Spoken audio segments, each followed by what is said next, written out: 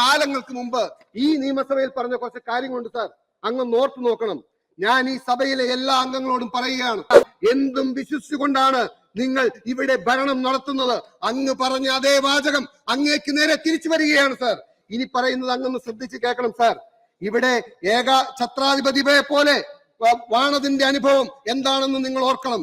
ഒരനുഭവത്തിൽ നിന്നും പാഠം പഠിക്കാൻ നിങ്ങൾ തയ്യാറാകണം. അവർ ഇന്ന് ആരുമില്ലാത്ത സ്ഥിതിയിലായിരിക്കുന്നു എന്ന് മാത്രമല്ല, കൂടെ നിൽക്കുന്നവർ പോലും ഇന്ന് അവരെ എതിർക്കാൻ തയ്യാറായിരിക്കുകയാണ്.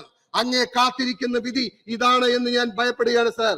അങ്ങ് ഈ നിയമസഭയിൽ പറഞ്ഞ അതേ കാര്യങ്ങൾ, പ്രിയങ്കരനായ ശ്രീ കെ കരുണാകരനെതിരെ നിങ്ങൾ പറഞ്ഞ അതേ വാചകം, അദ്ദേഹത്തിന്റെ ആത്മാവിനെ സ്മരിച്ചുകൊണ്ട് ഞങ്ങൾ നിങ്ങളോട് പറയുകയാണ്, ഇന്ന് നിങ്ങൾ മുഖ്യമന്ത്രി കസേരയിൽ ഇരിക്കുമ്പോ ഈ നാട്ടിൽ നടക്കുന്ന പോലീസ് അതിക്രമങ്ങൾക്ക് മറുപടി പറയാനുള്ള ബാധ്യസ്ഥത, അതിന്റെ ഉത്തരവാദിത്വം പോലീസിന്റെ മന്ത്രി എന്ന നിലയിൽ നിങ്ങൾക്കുണ്ട്.